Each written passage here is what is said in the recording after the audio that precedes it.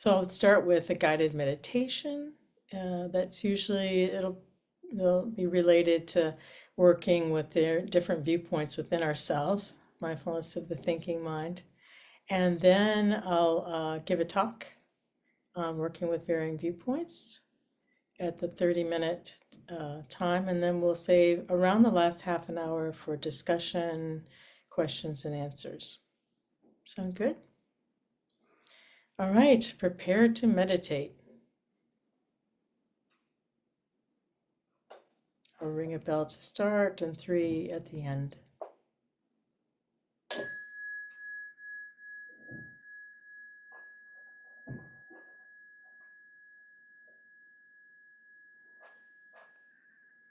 So if you like to take deep breaths at the beginning of your practice, it can be very helpful to help you regulate, relax, recenter.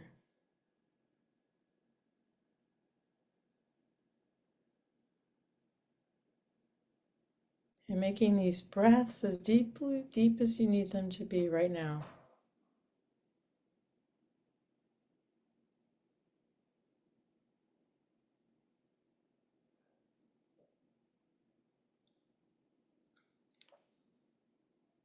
And it can be helpful to get grounded at the beginning of a meditation in the body if you don't have a lot of trauma. So sensing the body sitting here.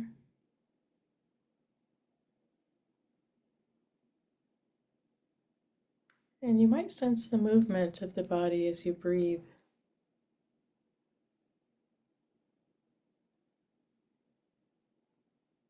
The temperature,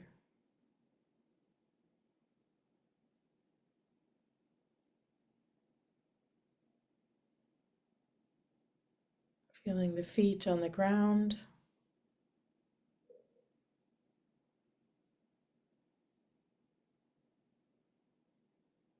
Your body pressing against the cushion or the chair.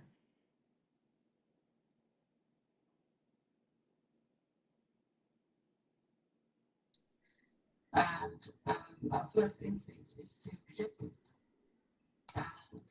And when we ask, what is it that I need to see?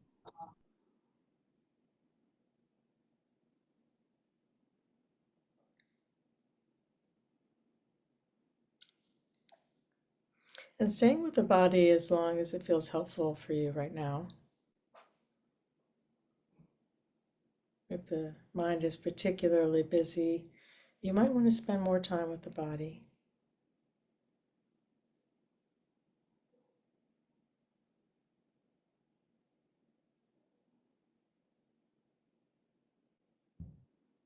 Real time sensing sensations in the body, tingling, throbbing, pressure.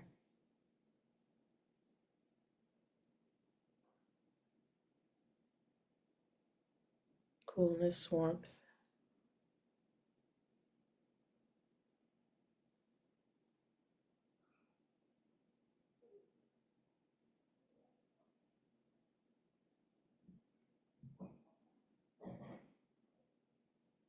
Perhaps the sense of hearing is dominant for you right now, or sounds might waft in and out.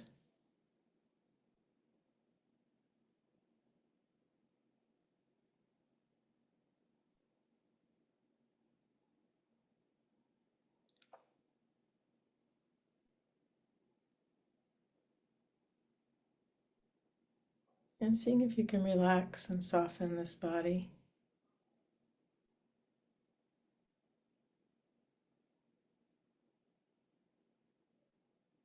Giving it permission to feel just as it feels right now.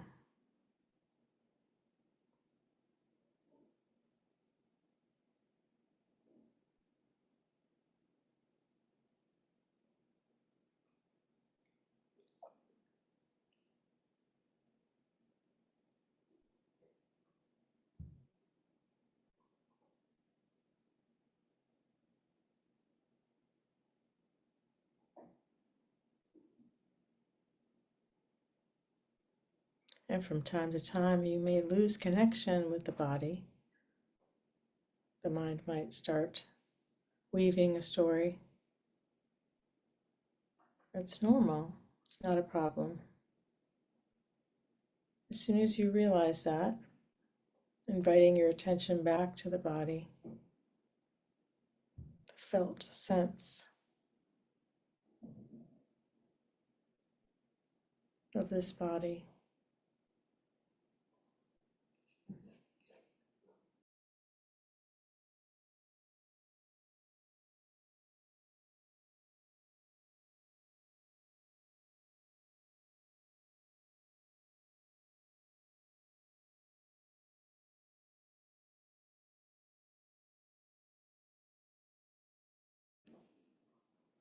And if you have a different anchor, home base that you like to use in your practice,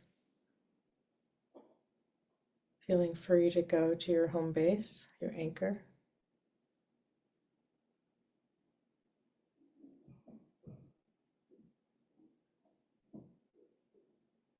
And find that relaxed, alert connection to your anchor.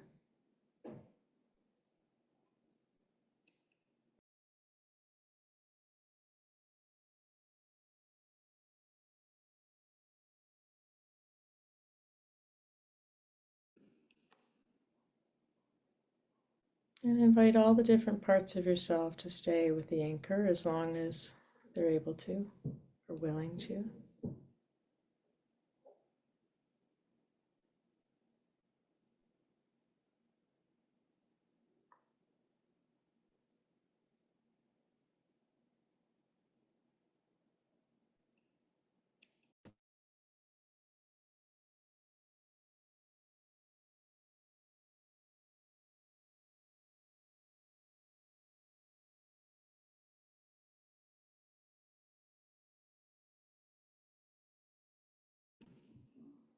And from time to time, the mind might start its chatter.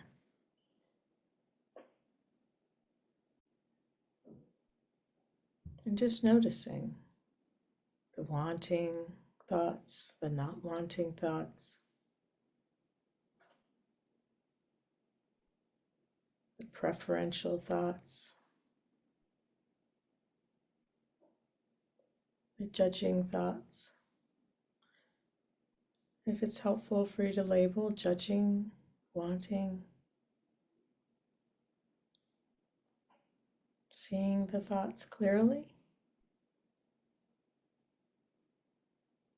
and then coming back to your anchor.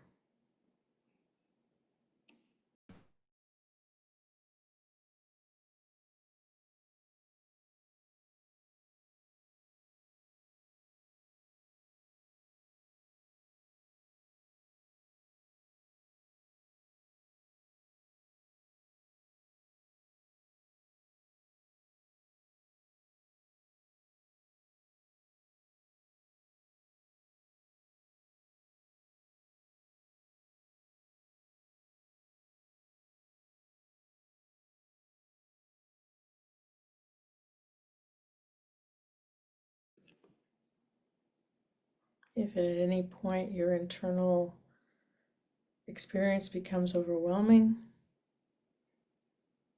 just too much, then you may want to open your eyes,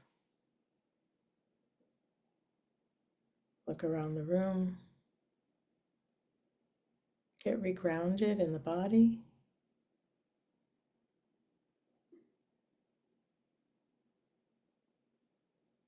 You can continue a seeing meditation,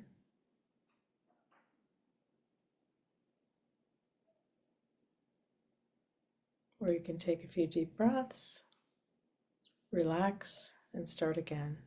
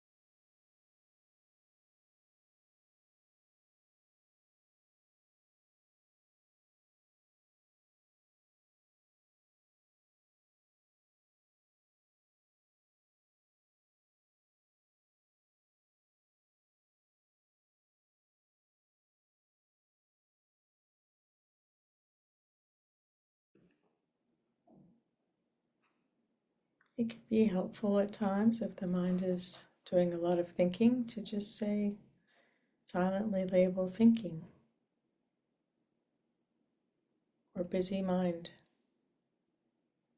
or worrying, planning, rehearsing, whatever's happening. And then come back to the breath or your anchor or the felt sense of the body.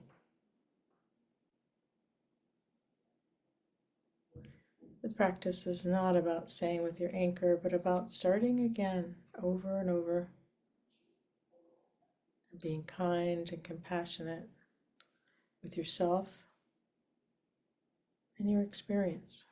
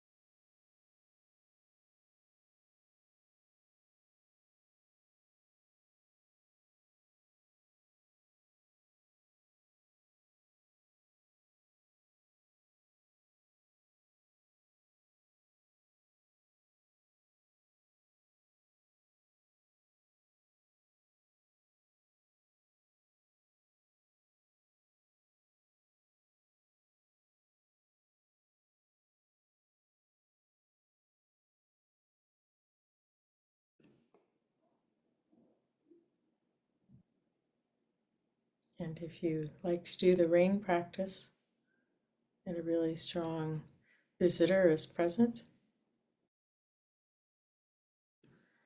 then you may want to recognize what's happening here, allow and accept it, soften, investigate how it's affecting the heart, the body, and the mind. And do this all with a non-attached, nurturing awareness.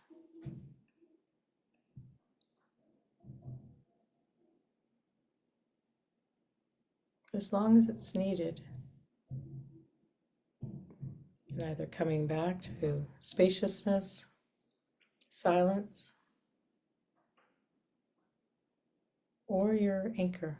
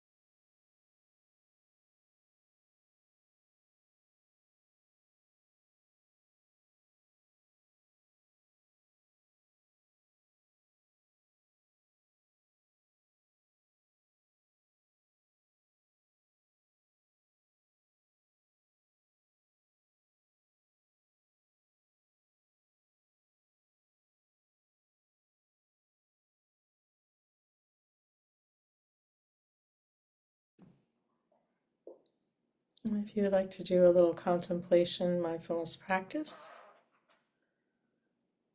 and if you can come up with a time recently that you have heard a different viewpoint that was felt very troubling to you, and replaying that in your mind's eye.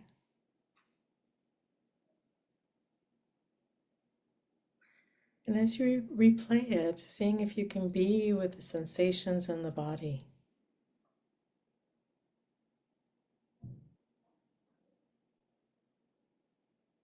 Notice where they're located.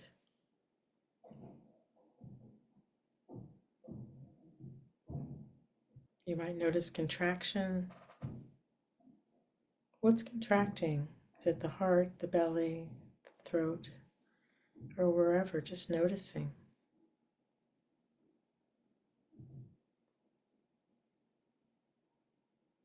How intense is the contraction? Is it tolerable?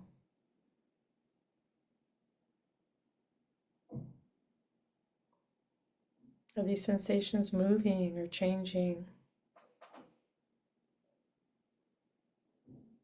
Or are they staying the same?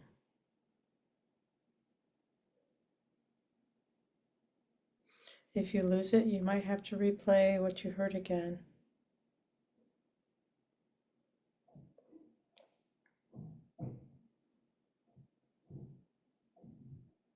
And notice if they're easing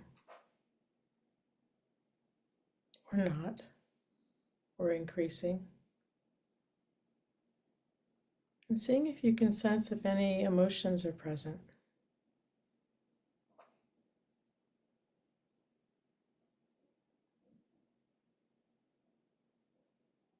And holding them with kindness.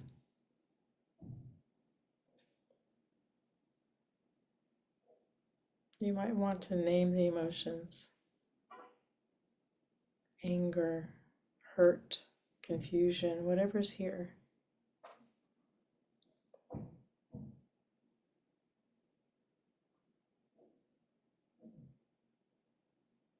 And notice if the mind jumps in with its narratives or stories.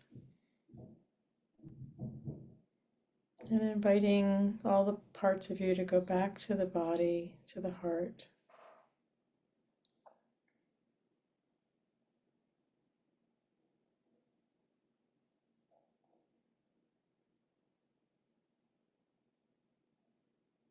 And then having compassion for yourself, for being a human, for having these difficulties. It may be helpful to say, this is hard. This is challenging.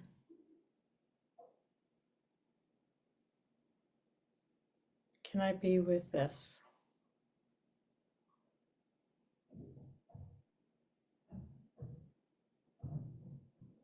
You might need to take an occasional deep breath.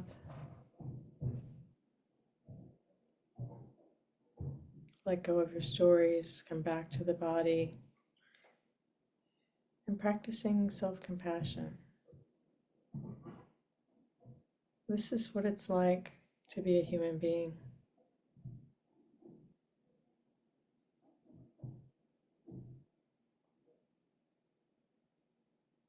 And sensing everyone in this call today who's ever had difficulties, and sensing their struggles as well are not much different from your own.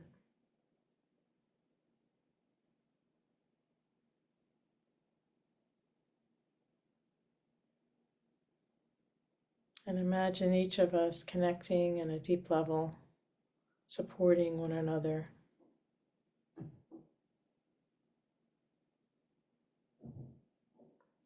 Having compassion for one another.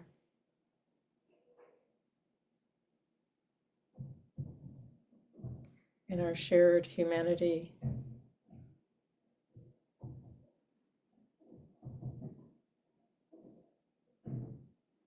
And wishing for ourselves to be free from stress, from contraction, from dissatisfaction.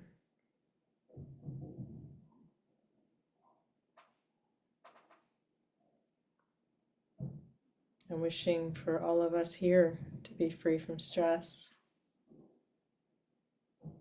contraction, dissatisfaction.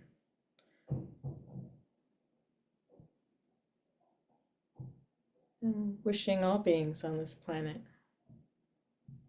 all humans, are free from stress, contraction, dissatisfaction. That we all have the resources we need to live a happy, healthy life.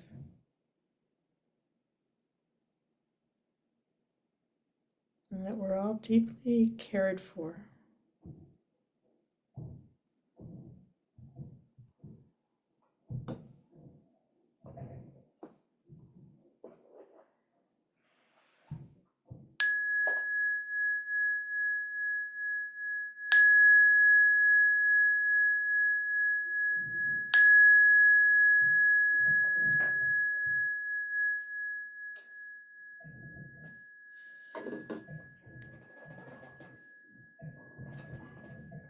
All right. Thank you for meditating together. I hope the little part at the end was helpful in instructions on how to work with ourselves when we're in reaction to different viewpoints. That's what that was meant for. So if you want to move your body and get realigned, wake up, maybe stretch a little bit.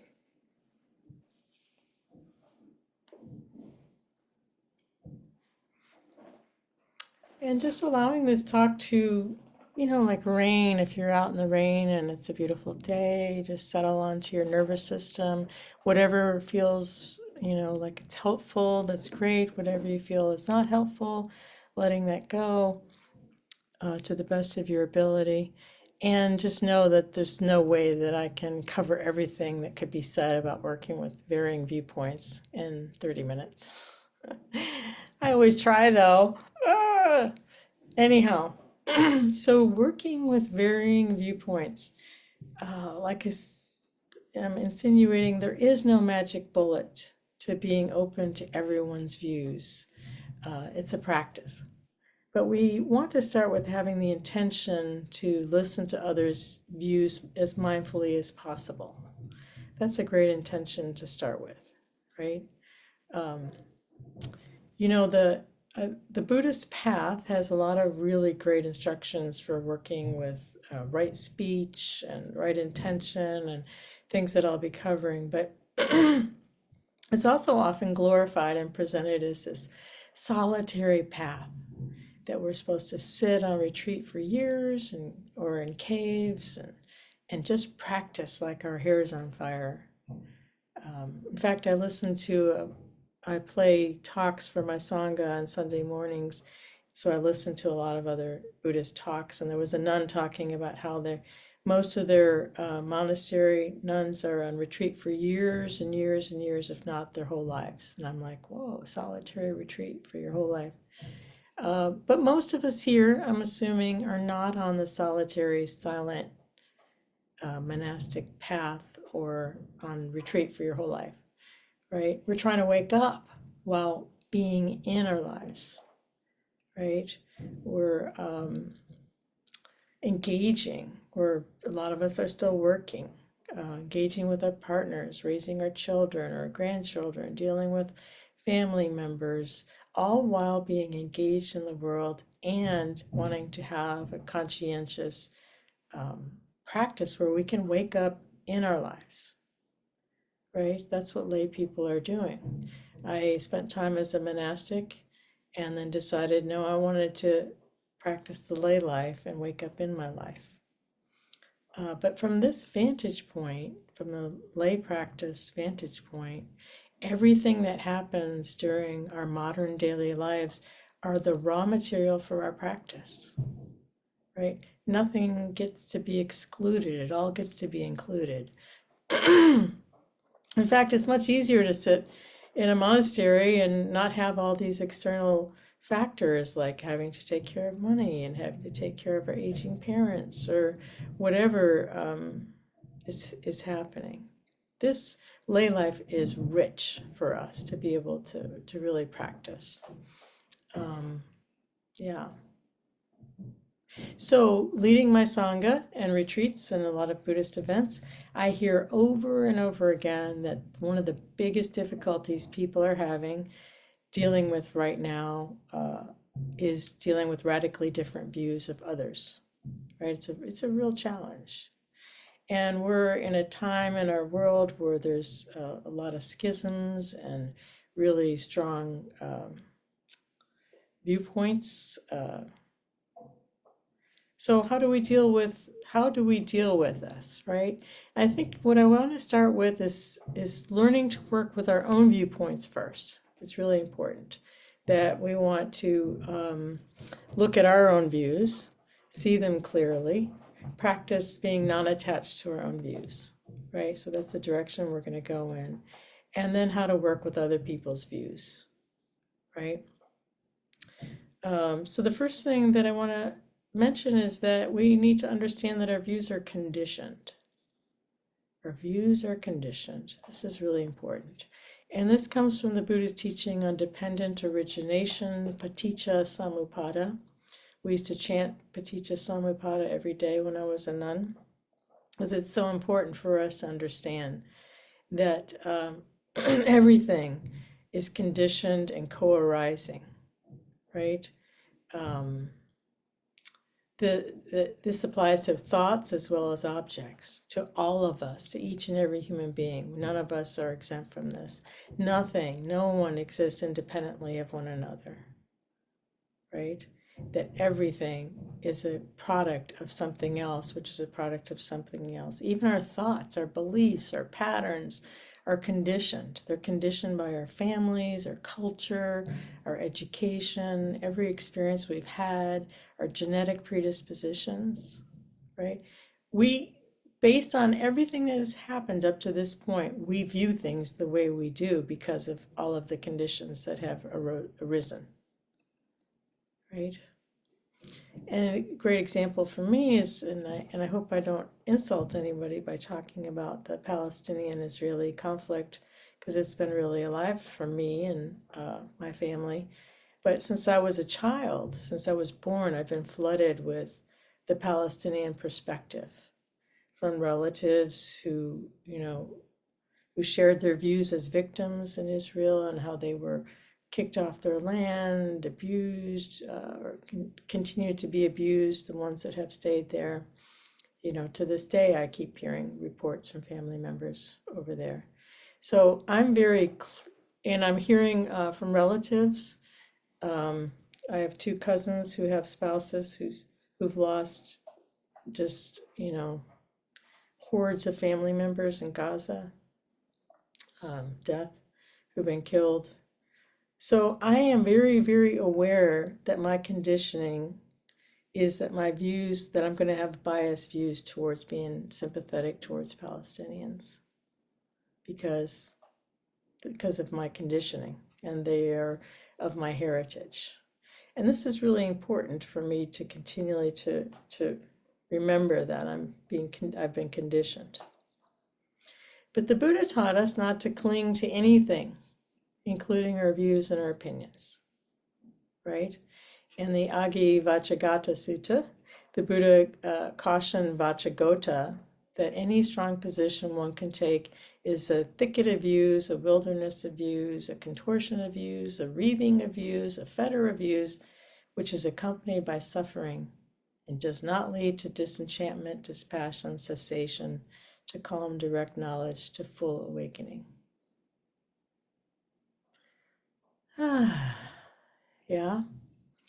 And in the Magandiya Sutta, the Buddha says, those who cling to perceptions and views wander the world offending people. I think I've mentioned this before. Yeah, So how many people have we offended with our clinging to our perceptions and our views?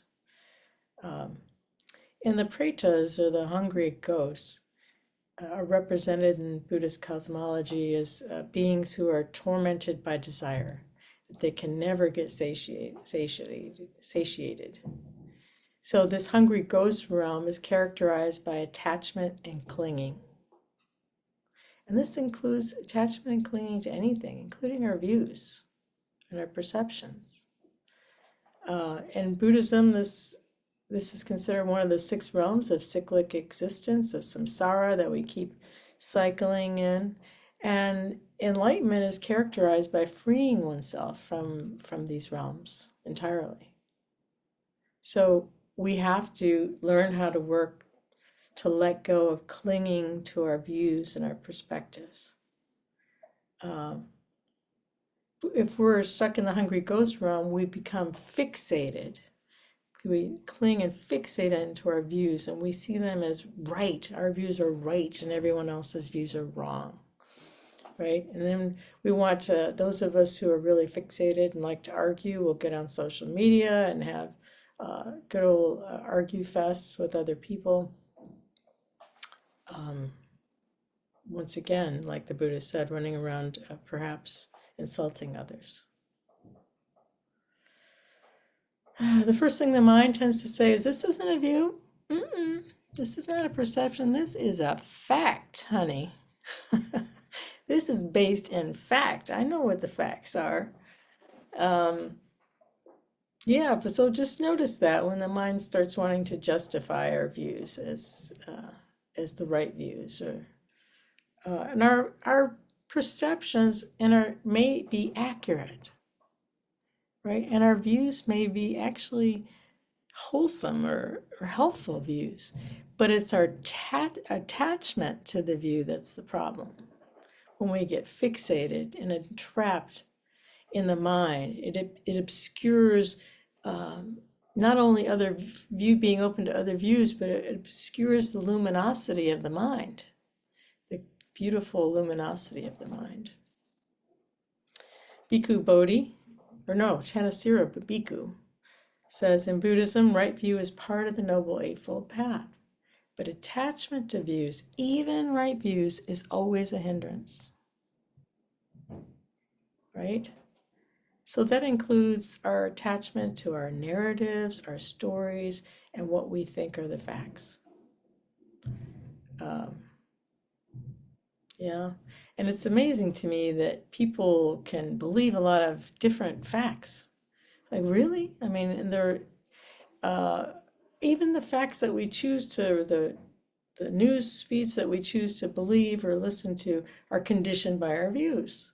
So if we have a particular view, we're going to go towards certain news sources because we look for evidence to support our view, and we can find a lot of them. And then, of course, social media gives the algorithms to supply us with like-minded information so that we can continue to get more and more ensconced and embedded in our view. So social media might be a problem for us. Who knows if we're attached to our views. So the Buddha instructed us to let go of our attachments to what we think, our views, interpretation, including to letting go of our surety of what we think is true. So in this case, it's impossible not to form preferences and opinions. We're going to have them, right?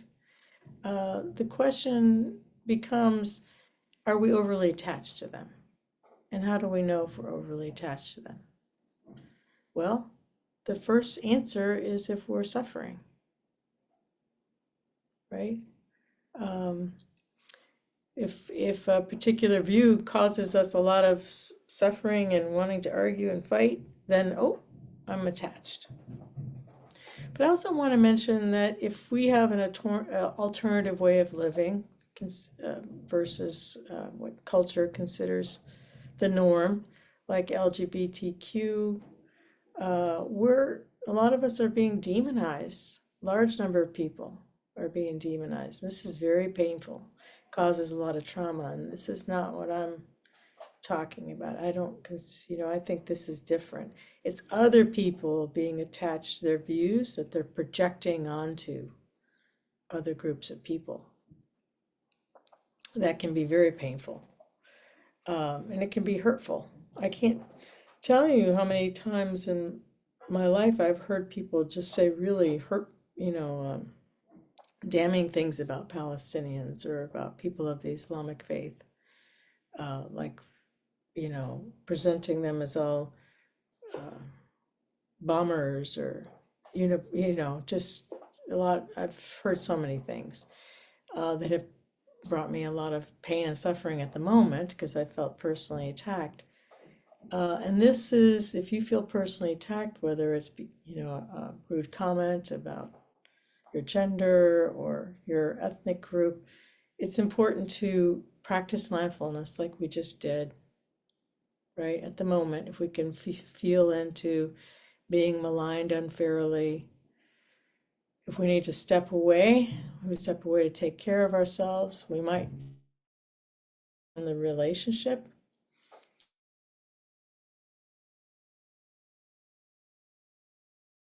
continue to cause us harm with whatever the beliefs they're choosing to be attached to themselves, whatever their conditioning is. But if we're, if it's a relationship that we value and we want to stay in a close relationship with that person and open to them, we want to calm ourselves down, lick our wounds, maybe set some boundaries and make some requests of them. What you said and the way you said it felt harmful to me. It really hurt, and I'm going to ask that you not say those things around me. Or, and it's really important to practice, at the end of our practice, we practice some self-compassion and loving kindness. This is the time to really practice self-compassion for ourselves because, we've been hurt. This is not an attachment to a view. This is someone else attacking us. It's important for us to really, whether it's conscious or unconscious, to take care of ourselves first. A lot of people want to bypass and take care of the person who harmed them. Oh, they don't, they're just not sure. They didn't know what they were saying. I'm going to send them loving kindness. No. No, we need it first. And then if we have some extra, we're feeling better, less triggered, we want to send to them, that's great. Thich Nhat Hanh, do not be idolatrous about or bound to any doctrine, theory, or ideology, even Buddhist ones. Buddhist systems of thoughts are guiding means. They are not absolute truth. Right? We can even get attached to our Buddhist views. Well, the Buddha said it. Well, the Buddhist teachings are, I went to a retreat, and you know how people talk beforehand? And there were two Buddhists, they presented themselves as teachers, were arguing vehemently about some of the Buddhist teachings. And I was sitting there going, wow, this is kind of ironic. Judgmental mind, of course, was kicking in. Anyhow, so to help us deal with our attachment to views, our own attachment to our own views, whether the view is accurate or rooted in, truth or is a wise view, we want to first recognize if we're attached by if a lot of suffering comes with that view, right? If a lot of, anger and reactivity, whatever comes with that view, then we might want to soften into it, say, whoa, there's some attachment here. Can I soften? Can I question this view? Can I let go of it a little bit? Can I continue to see how much suffering it's causing me? It can be helpful to expose ourselves to other people's views and practice seeking to understand. Seeking to understand. Not necessarily understand their view, but understand what is motivating them to hold that view. I had a family member who had completely different views on economics and politics, and they got really frustrated with me and were telling me, "How could you be so ignorant to me about my view, about my position and views?" And he was getting rather upset. So I said, "Well, I want to understand what has you think that this is helpful. Like, what are you thinking? What's behind it?" And come to find out that he was listening to a completely different economist, and he had a completely different beliefs about facts that were happening, and that he felt that his beliefs were going to bring all, he wanted people to be happy and people to be economically be able to support themselves, and he wanted what he considered to be fairness, but he just believed that something else was going to bring it than I did. So I told him what my economist that I listened to was saying, and it sounds like we're getting different information, different facts, and we shared economist names, and I said, "I'll listen to yours, you listen to mine." Right? Anyhow, it didn't turn into this big, bad, ugly, "What are you talking about?" Yeah. So inquiry practices can help us weaken our attachment to views. When we're sitting in meditation, we can question our strong views that come up. Sometimes a strong view or judgmental mind would come up. And there are certain things that you can say, like, is that so? Or maybe so, maybe not. Maybe my economist doesn't know what they're talking about. Maybe their economist is accurate. Let me do some more research. But it's really important to notice how that view is affecting the body, how it's affecting the mind, the contraction that comes up with that view. You might ask a question, can I be 100% sure that my view is 100% true? And then I forgot her name. She has the inquiry process where she says, who would I be without this view or belief? Oh, the name came and left. Anyhow, go with people with varying views. The first thing we want to know is we want to take care of our own reactivity, because we can't be active listeners seeking to understand if we're, too reactive ourselves. I was able to keep myself grounded in the present moment with this family member I was talking to, take care of my own reactivity so I could continue the conversation. But if I'm overreactive, this may not be a time to have the talk. But if you can be there, you don't need to share their view. You just want to bring curiosity, curiosity to your own contraction, curiosity to your own thought processes, curiosity to their beliefs and thought processes. We want to allow them to have their views, even if their views seem diluted to us, right? Why? Because they're going to have those views whether we agree or not. Yeah? And sometimes things that we say might spark a new way of thinking for someone, but oftentimes nothing we say is going to make a difference. So we just want to allow them to and accept that they have that view. It helps us stop the war of needing to change their view. Does that make sense? And it pulls us out of judgmental mind and condemning mind.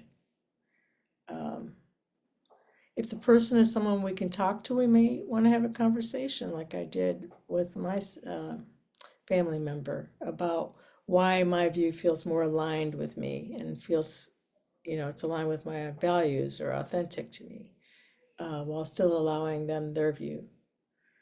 But it doesn't mean that we need to put up with judgment or abuse from others, right? As the story of the Buddha, an angry man was yelling at him, calling him names, insulting him, and the Buddha calmly responded to the man by asking a question. If you give a gift and it's not accepted, to whom does the gift belong? The man said, well, it belongs to the giver. And he said, exactly. I do not accept your gift of abuse or anger. So doesn't mean that we don't disagree either. We might disagree. We might disagree with them because sometimes, it's really important to see that sometimes our views are rooted in wisdom and ethical practice. As my practice deepened, I felt a true interconnection with all beings I didn't used to feel. I began caring deeply about the well-being of all sentient beings, right? And some of you probably are experiencing this. And therefore, out of a personal experience, the heart opening and the mind letting go of a lot of distortions through the practice, I don't condone killing of any sentient beings. I even carry little bugs out and don't want to kill any little beings. So this practice helps us to see when our views are rooted in greed, hatred, or delusion, and when they're rooted in this deep benevolence and caring for all beings. I see now that holding, because of this, in these insights I've had in my practice, I see that holding on to a belief that another human being who's not harming anyone has to be subjugated or to be killed to ensure my happiness is rooted in ignorance. Yeah? Because I cannot truly be happy if others are suffering. If you've taken the Bodhisattva vow, you probably understand this because we're all so interconnected. What happens to you ultimately will impact me on an energetic level. I can't sit there and be happy if others are being harmed because it reverberates, it breaks my heart. So this is why so many people now are choosing to endorse or do business with companies who pay their employees a living wage, who treat their employees fairly. So when we disagree with people, we want to disagree respectfully. There are a lot of ways that we've done it unskillfully. You have no idea what you're talking about, or really? Psh, come on.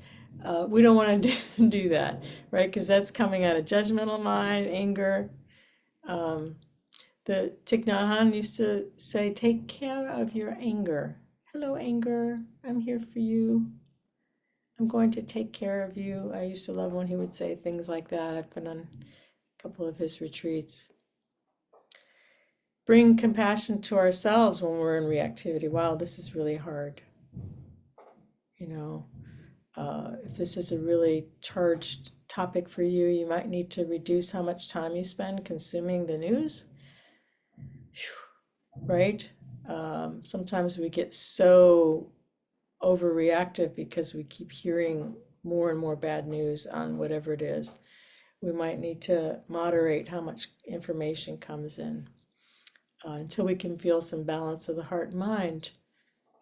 So when you feel more balanced, and if you view the relationship, if you value the relationship, I call them tier 1 or tier 2, then choosing a time that works best for both of you to have the conversation, choosing I statements, using I statements, not you or they, because those are usually perceived defensively. Being really clear and honest about, what affects me, what my values or whatever are. You don't need to get performative, dramatic, just be yourself, whether online or in person. Hard conversations are often best done over the telephone or in person if you really care about the person. As a therapist, I've seen so many people come in and traumatic reactions to texts or social media conversations. Yeah. I had a new friendship I was developing. This other person said some things about Palestinians that felt really hurtful. Yeah. And he said, oh, there are bad actors on all sides over there, right? He brought up the whole thing and said, well, Hamas brought it on to everyone else, and there are bad actors on all sides of it. Anyhow, I was so triggered, I had to stop I had to just change the subject. Because I know people who've been killed. It was just too upsetting for me, and I had to go and take care of myself. And then when I came back, when I felt more balanced, I came back and said, I had some negative reactivity to your comments because, first of all, my personal experience, which I named, and then I said that over 67,000 Palestinian civilians have been killed. 20,000 of them have, children. I have family member in the West Bank who are scared to death to leave their homes because Palestinians are being shot indiscriminately by settlers. And for you to reduce it to bad actors on both sides felt very hurtful to me. Anyhow, they apologized and said that, what I actually meant was the whole Middle East has bad actors. Other countries are not helping them, blah, blah, blah. And I was like, oh, okay. But, it's just not easy. And it's going to get messy and you're going to make mistakes. We all do. It takes a lot of courage to be clear with ourselves and then direct. It takes patience and self-compassion to be with our reactivity. It takes wisdom because when we can bring mindfulness to our reactivity, wisdom grows and we can be open to other people's perspectives. People are going to have different opinions based on their conditioning. It's going to be different from our own. And this is normal part of being a human being. But speaking truth to one's own experience can be powerful. Lashing out angrily at others usually has a negative effect and has other people become more embedded in their views. But if you're from a Zen background, the fierce warrior, it might be a good thing to interrupt a really negative view. I don't know. I hear other teachers say that they like to speak truth to, Anyhow, but we need to take care of ourselves. And this is I'll Meet You There by Rumi. Out beyond ideas of wrongdoing and right doing, there is a field. I will meet you there. When the soul lies down in that grass, the world is too full to talk about. Ideas, language, even the phrase each other doesn't make sense. So, thank you very much for your kind and attentive listening. Much appreciated. I wanted to thank anyone that does donate ahead of time. Thank you all for your donations. It helps me be able to continue to bring the teachings. I'm helping lead a retreat or assist a retreat right now, so helps me be able to continue to do this work and continue to deepen my own practice so I can continue to bring that to everyone else. And Sangha Live is an international platform. A lot of people here do not have opportunity to be at Sangha, so it really supports them in being able to bring these beneficial practices to people that don't have Sanghas in their communities. So great, thank you so much. All right, so let's go to discussion or questions that you might have.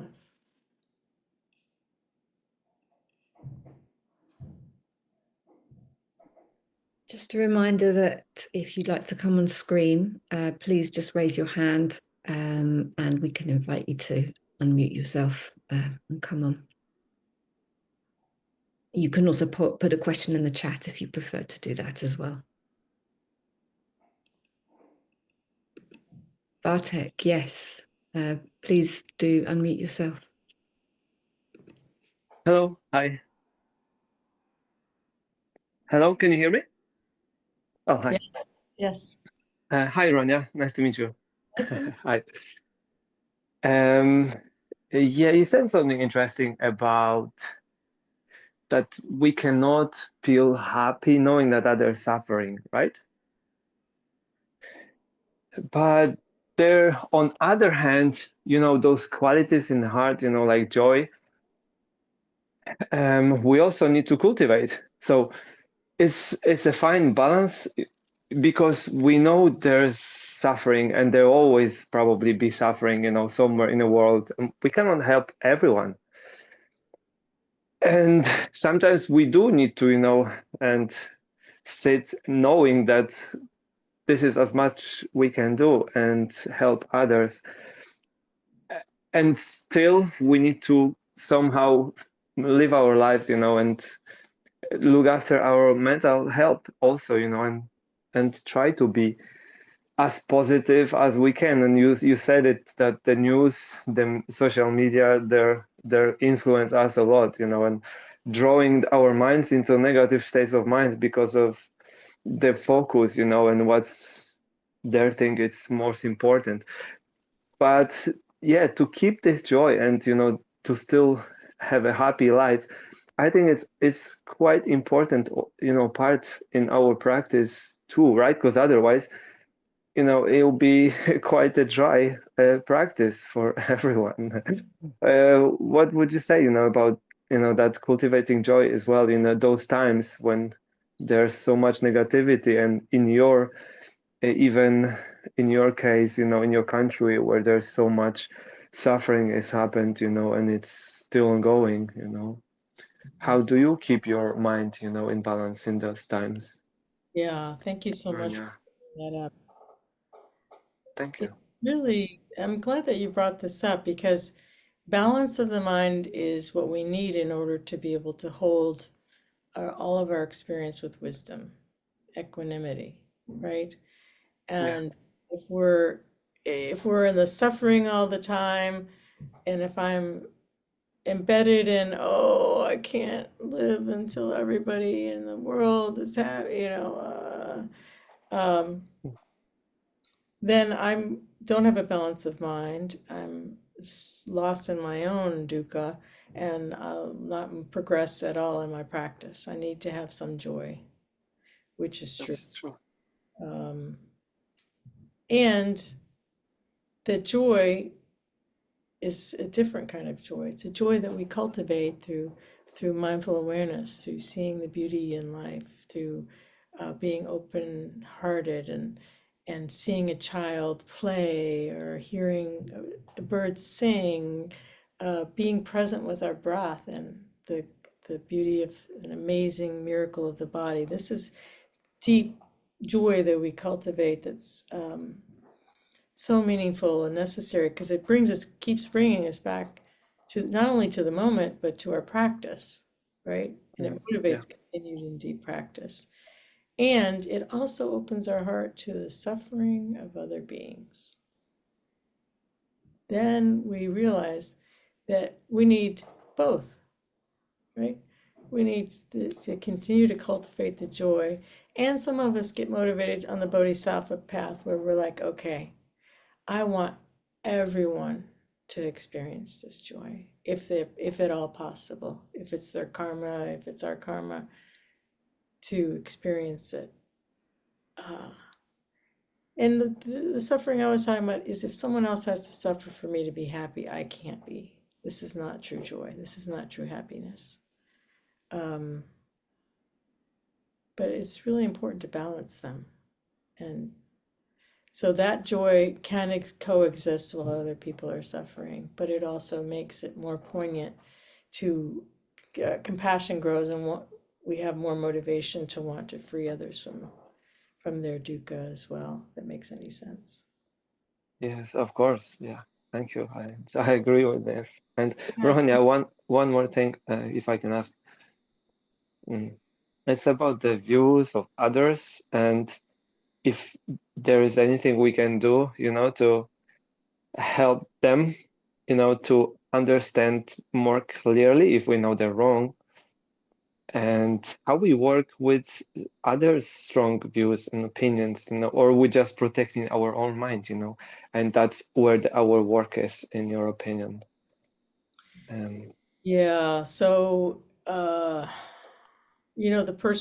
family member I was talking about that had radically different views from my own, now Mhm. shared my views. Uh, this is 5, 6 years later, which is really Wow. interesting. But not everyone who's really attached to their views is going to be open to my views. And I think, I hate to use the word intuition, but for me, I use intuition to sense whether the blockade is so strong, their attachment to their views is so strong that it would just be experienced as an insult if I were to say, if they would just go on the absolute attack if I were to say anything. Um, and the timing is really important. So sometimes you sense, oh, there's a little bit of softening or opening. This might be a good time to have a conversation. Um, or just, I've listened respectfully to their views and asked them if they're willing to respectfully listen to you. Are you open to hearing my different view? And if they say, Yeah. oh, blah, blah, blah, blah, blah, then they're not open, move on with my day. Some people are tier 1 relationships, some people are tier 2, some people are tier 3, depending on how they come at you, they might go into a lower tier relationship. Does that make sense? Yes, of course. I kind of relate to the intuition, because you can sense if they're in a not happy place, or where if they're suffering, maybe they will be more open to the other views, and sometimes, yeah, the timing, it is important, and while talking with them, you see if they change the subject quick and talk about completely something else, they're not interested, in what you're trying to say, or if it's important to, let's say, to me, and they quickly change the subject, something like this, and that intuition will tell you, that they don't want to hear it, or they will not open, to your view and opinion. Then yeah, I agree with Yeah. that, definitely. Yeah, it's a dance, isn't it? Hmm. You're Yeah. dancing with them, and sometimes you take the lead, sometimes they take the lead, and you're just feeling into the situation. People soften when we're open to their views more. When we're like, oh, trying to understand, they're more soft, and they're a little bit more willing to listen to us. Hmm.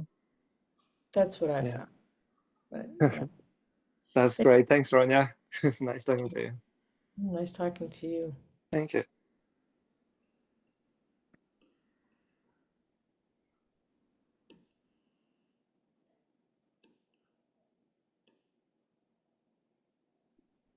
Ronya, there's a question from Lee in the chat, if you can see it.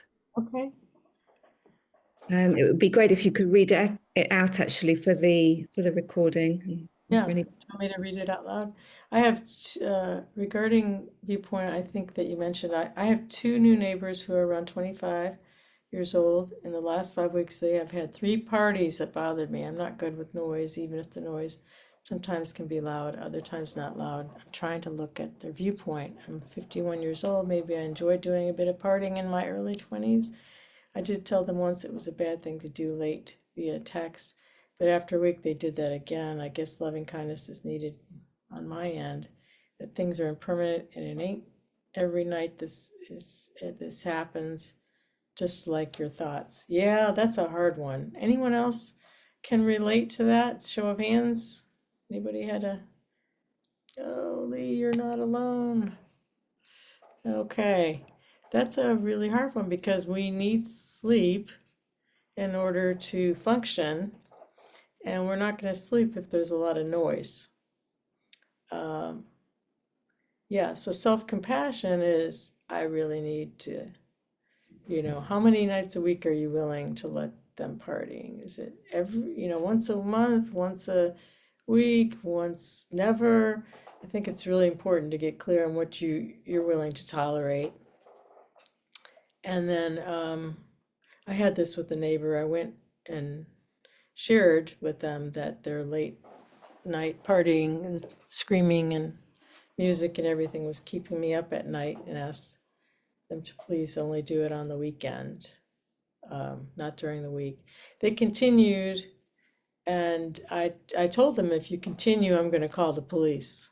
So I gave them, yeah, because I need to sleep. I had sound machines, fan going, all kinds of stuff, and they still, it was blaring above everything. So I think you just have to take care of yourself and compassion for yourself. I did end up calling the police, and they ended up getting quiet. But, it's not easy.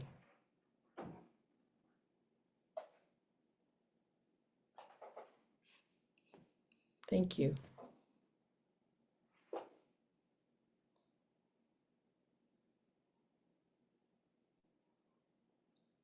Anyone else?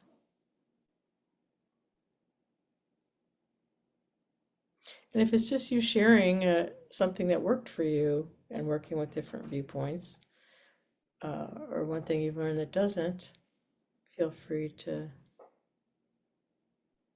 share. If you totally disagree with what I said, that's fine too. Yeah.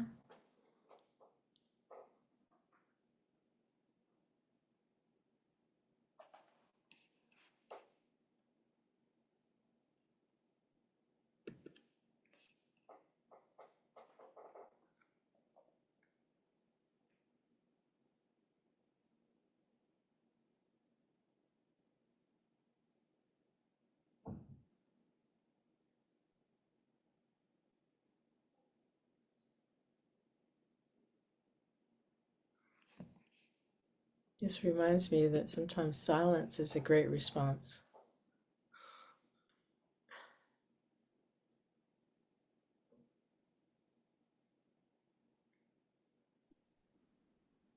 Anya, could you say a little bit more about what you mean by being attached to a point of view? I'm just wondering kind of what that actually means in practice, like kind of how it feels, and how you relate to your point of view. Because I think if you feel that your point of view is considered, and you do kind of feel that you're right, or maybe that you have right view, then how can you not be attached to that? I find that a kind of difficult concept. Yes, that is a difficult concept. I think if we have a right view and we see that someone's being harmed, either ourselves or others, there's going to be a natural negative reaction to that. That's, I think, part of being a human being. But when we go get lost in mental formations and proliferation, and we're just, you know, get lost in all these thought streams, angry at them, and continue to repeat the same things over and over again. And then we start rehearsing our um, angry reaction, what we should have said, or what I could say, or we continue to replay the argument over and over again, and then we write really long, angry or frustrated email, and can I go on and on and on? Then we clearly have passed to attachment to our right view. We've fallen into that attachment to the right view. And this, yeah, a lot of the mind really grabs hold of it, and all this papancha, this negative mental proliferation that continues, and it causes us to not be very aware during those hours or days that it happens. It takes the joy out of life. Then we tend to be more overreactive to a lot of other things.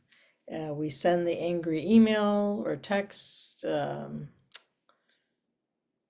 then we want to talk to other people and garner support for our being right and they're being wrong. You know, it's just, it gets really, really, really, it grows like a fungus. And then we spread it on so many people, and it gets really difficult. So that's when we have an attachment to our right view. And then we want to practice being with our reactivity, right? That's when we go and sit with mindfully with our reactivity and take care of our anger, take care of our frustration. We reduce the amount of stimuli. We choose not to talk to anyone else about this unless it's our therapist that we want to process with. We want to engage in wise speech when we do finally talk to them. Is that helpful? Yeah, it is helpful. So it's kind of a feeling of having the view, but maybe having some space around it rather than being fixated on it. Exactly. Right. Yeah. Yeah. Yeah. Thank you. Like when that new forming friendship said those things, I had to go. I was in such reactivity. I had to go and take care of my reactivity before I could respond because I was obviously attached to my view and that, they said something really hurtful to me. And then once I took care of my reactivity, then I could be balanced and be like, oh, okay, let me just speak truth to what I'm experiencing and see what they actually meant, and found out they meant something totally different from what yeah. Good Thank you. question. Yeah, Thank thank you. Spence, would you like to unmute yourself? Thank you. Yes, really enjoyed your talk today, Ronya. And when you mentioned about the people or the two Buddhists who are arguing about something, it brought to mind something that's really been on my mind for the last year or so. I'm I don't have any about the afterlife. I don't really have any definitive on whether we're going to reincarnate or whatever we're going to do. And I don't feel like I need to worry about that. I just kind of live my life. But there's a Dharma teacher that I've been following for a long time, who adamantly believes that they're in reincarnation and there's nothing, and anyone else that disagrees is just wrong. I mean, Thich Nhat Hanh was not a fan of reincarnation. He if you read The Art of Living, he talks about it being a part of a Hindu mythology, and that it sort of basically kind of contradicts the concept of non-self, and so he kind of felt like it's a distraction from staying in the present moment, to be worrying about our future and I think it's kind of like frequent flyer points, earn some frequent flyer points so you can upgrade. And, what's your real motivation? Is it really to help people or is it to upgrade? That sort of thing. So, and he had some some very nice ways of explaining it when he was asked about it. He would say something, he would say, well, I'm so sorry. I've been spending so much time trying to stay in the present moment. I really have to focus on that. But anyway, but this teacher is just adamant that Thich Nhat Hanh was wrong, and that it's absolute fact, and I can't find the facts, unfortunately, and it kind of takes away somewhat from my appreciation of the person's teachings, who has really good teachings, but being so attached to that view, it seems like it's almost contradicts, the teachings of the Buddha as far as being overly attached. Yes, the Buddha sort of went along with it, I think, because, it's kind of like the sun rising, they thought over there, it's similar. It's just a fact because it had been around the culture for so long. It's kind of like Christians believe in heaven and hell and all that.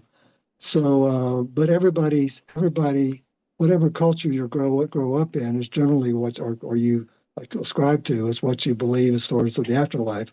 And there's been the Egyptians, they thought they were going to take all their stuff with them, which was kind of an interesting one.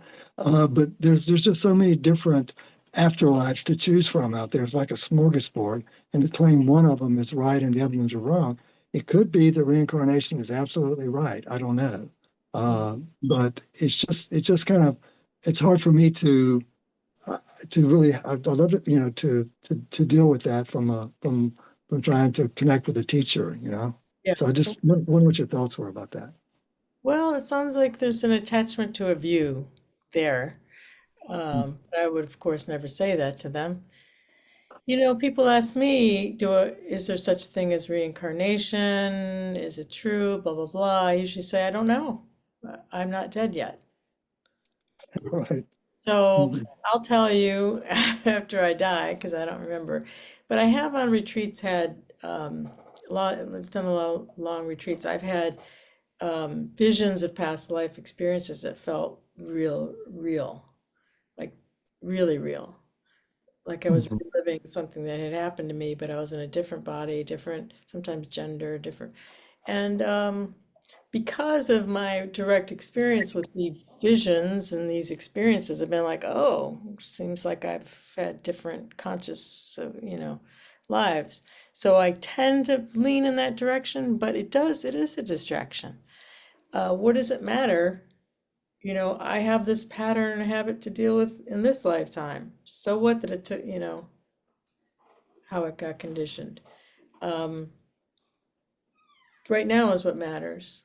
Right now is what matters. That's what the practice is. So, um, if it's going to be a distraction to believe in this reincarnation stuff, then I would say let that go if you can. And if it's not, if it supports you in wanting to practice more, I think it was a marketing message for the Buddha. Look, you're going to be stuck in this wheel forever if you don't do it now.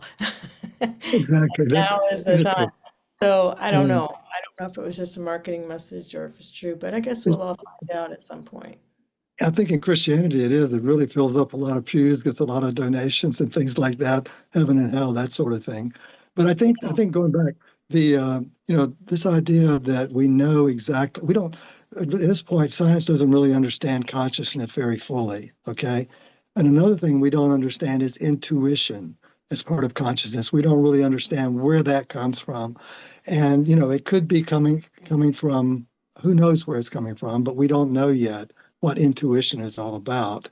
And sometimes our intuition is correct, sometimes it isn't, sometimes it's fantasy. We don't necessarily know where dreams come from. We kind of have an idea, but we don't know. But once we understand what consciousness really is, I think then from a scientific point of view, then we can start maybe in 150 years from now, 20 years from now, we may understand what happens to us when we pass away or something. But right now, we don't get it. We don't know what it Yeah. is. It's still a black box to us. Oh, Well, thank anyway, you. that's it. That's- I'm going to appreciate your comment and move on because we're almost out of time. Um, there's been a lot of comments in the, uh, there's a really good one by Romay. Thank you for that, about observing the benefits that come out of the expense of others. Another point, indirect situation, we ought not to take responsibility of others' happiness or suffering, so being aware that others are suffering shouldn't keep us from experiencing happiness or something in that regards, and also shouldn't feel sorry or pity constantly in a manner that causes suffering to ourselves in the long term. Thank you for that. Lorraine, when waking up in the middle of the night, there's a point where thought can begin, which wakes up. Would you share your experience with training the mind to shift to an empty space by will? Uh, that happens, empty space by will. That's a good question. And that comes from a lot of practice, right? When you have a lot of deep practice and you experience more and more um, spaciousness, more emptiness, then the more that we directly experience emptiness and spaciousness, the more that we can go there more easily, right? Sometimes it's accessible to us and sometimes it's not, depending on how crazy the mind is in the middle of the night. Sometimes it's really intense. And the best that we can do is just follow our breath or listen to a calming podcast. but sometimes emptiness is available to us at that time. Oh, could be good to put view, Julius, and our view into hypotheses, even if it feels the truth. It opens space in myself and in the person I'm talking with. So it's like not sure, like it's a hypothesis that you want to prove, right or wrong. Is that it, Julius? Or,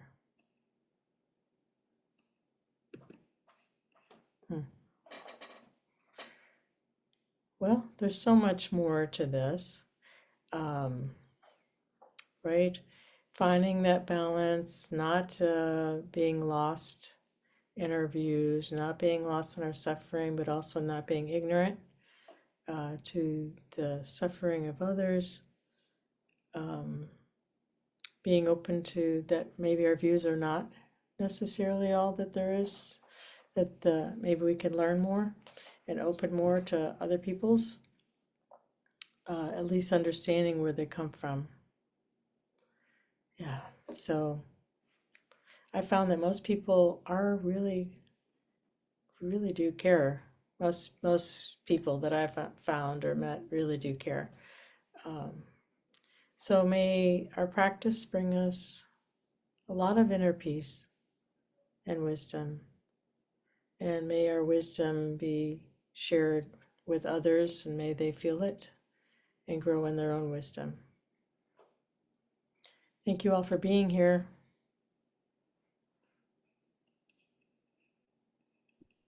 Thank you so much, Ronya. That was really wonderful session, so rich, such a valuable topic to explore. So really grateful. And thank you everybody for being here, for your great questions and comments and shares. Yeah, really, really lovely session. Really enjoyed it. For those of you in the UK and Europe, if you would like to join us for our daily morning meditations this week, they're being led by our founding teacher, Martin Aylward. So they start at 7 a.m. UK time. They're also recorded. So if you're not in a time zone where you can join us live, you're very welcome to view those recordings on our website. And this session, like all our Sunday sessions, is being recorded as well and will be posted on our website if you'd like to share it. Yeah, and just one more plug for our Dana page. Yeah, you literally keep us going and enable us to bring these sessions to you. So if you're able to donate, it is very, very much appreciated, and it really makes a big difference. So yeah, we'll end it there. Thank